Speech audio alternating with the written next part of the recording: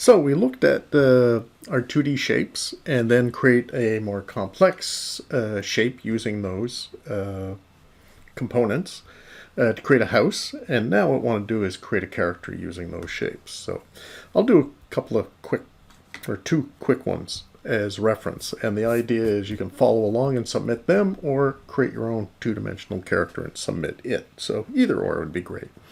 So yeah, I'm going to start almost like I did last time. I'm going to start with a square. But this time I'm going to add some details. And I will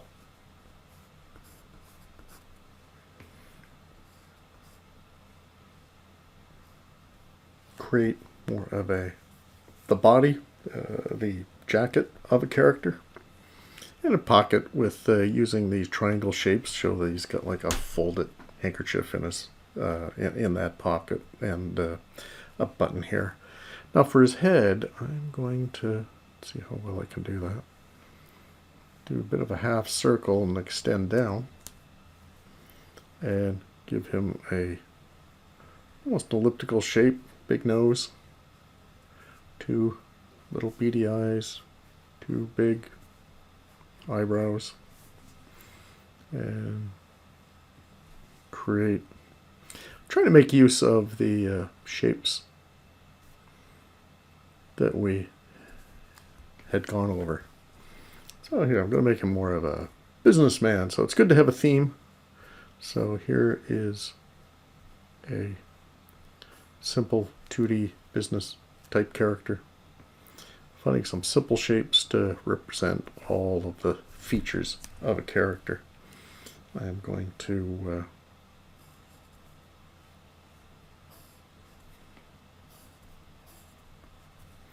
legs tucked up underneath a long jacket, and I'm going to add, and again, these are two-dimensional, so you don't want to have depth. So your view is going to be straight on or side view when you're creating 2D characters or objects, which is a challenge because you want things to be recognizable, but you got to be able to do it from a flat view and not give perspective to things. Yeah, I'm going to give him a palm here, which the hand's going to be made up of shapes.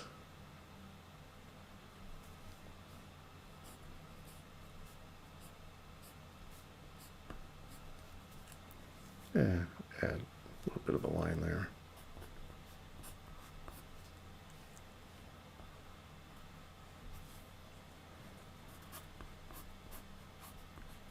So again, we're keeping it simple and being able to give a representation of that character.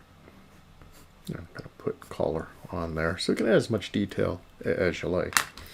And again, once we work that out, now it's going over in pencil. Always want to make sure, again, I want to go through the process of doing things in blue and then being able to do some corrections, alterations when you go into the lead pencil. Again, what I've been doing is trying to draw with the paper square so we can see it in the camera, but the way I like to draw, and my drawing gets much better if I can rotate the paper to a easier angle for my hand to draw. I find the quality of the line is much better if I can rotate the paper, which is always great. And again, we're really looking at just line and line quality. We're not getting into shading and all this kind of thing. We want to step by step. Shading's great, gives you some depth dimension, it gives you light direction, all this sort of thing. But it's kind of pointless if our drawing isn't doing the job. So we want to concentrate on the actual drawing and see how that works. And then we're going to build up to dimensional shapes or forms and look at shading and all this sort of thing. But first things first, We just want to work on our skills.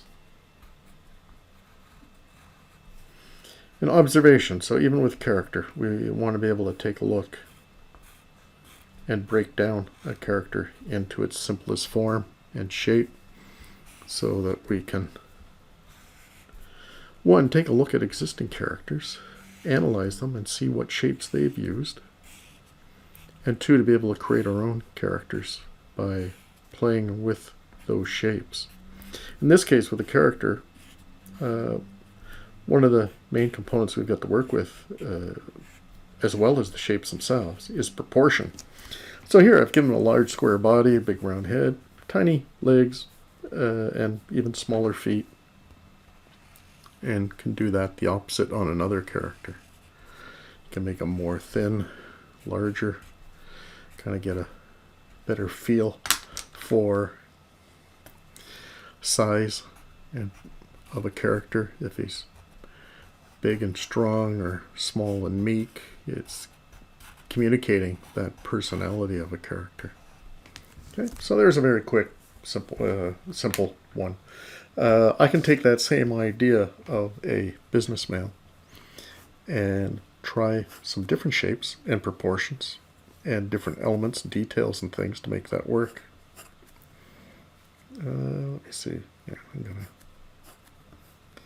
gonna break this guy down into some basic shapes here and work up from there. So I'm going to try, instead of a big round nose, I'm going to do a triangular nose. Give him glasses so we've got different sort of look. Smaller, rounder ears. I can make him more of an old-time sort of businessman. So I can look at style and the look of characters from a bygone era. So when you're designing character, they always don't have to be contemporary and what you would recognize as today. You can play around with all sorts of timeline of when this character would have been active. So the fun thing about animation is that things can take place anywhere and at any time. So the more you can use your imagination, the better. So here, I'm gonna give him a little lapel to his coat, but again, basically shapes that I'm coming up with.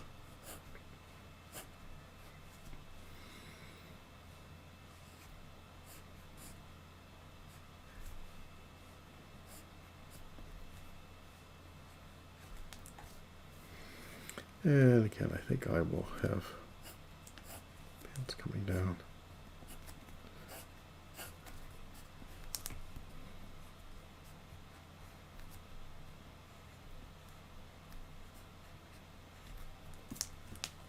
And I'll give him a curved arm here.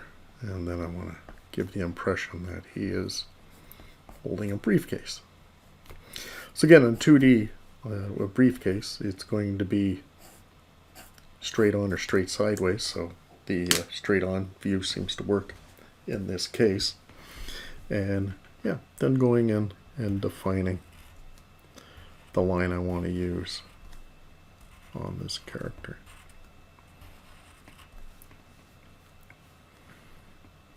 That off when doing videos.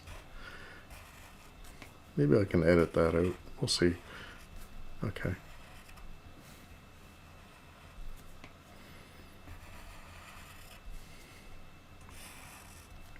And again, I should be rotating my paper so I get a better comfortable line to my hand to make that work better. Again, it helps the quality of my line and accuracy, which kind of lacking in these samples here, because again I'm trying to keep these videos to a certain timeline so you get the idea, and then letting you run with them.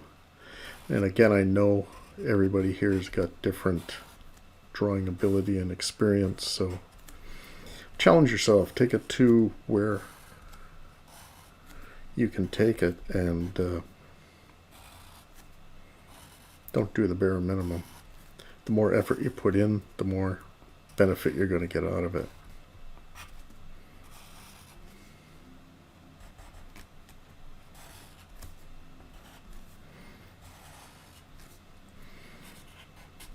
Again, I want you to submit these, follow along, or if you get this idea, I challenge you to come up with your own idea and submit that. You can do an either or, these or your own concept, as long as you're showing me that you get the concept that we're using shapes, we're doing 2D characters, and experiment and play. I want to make sure you're doing a lot more drawing than just what I'm requiring you to. So for example, if you're doing characters, do a whole bunch and then submit your favorite. Don't do one just to get through the assignment. The idea of these assignments are to challenge you and to try all sorts of variations and experiment, and then submit one for marking. Okay, so that one's wrapped up. Give you some ideas. Again, two-dimensional, straight on, straight sideways.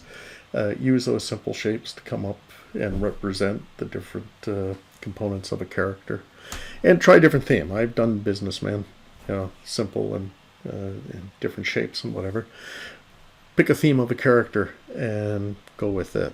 All right, so enjoy the challenge, and I look forward to see what you come up with.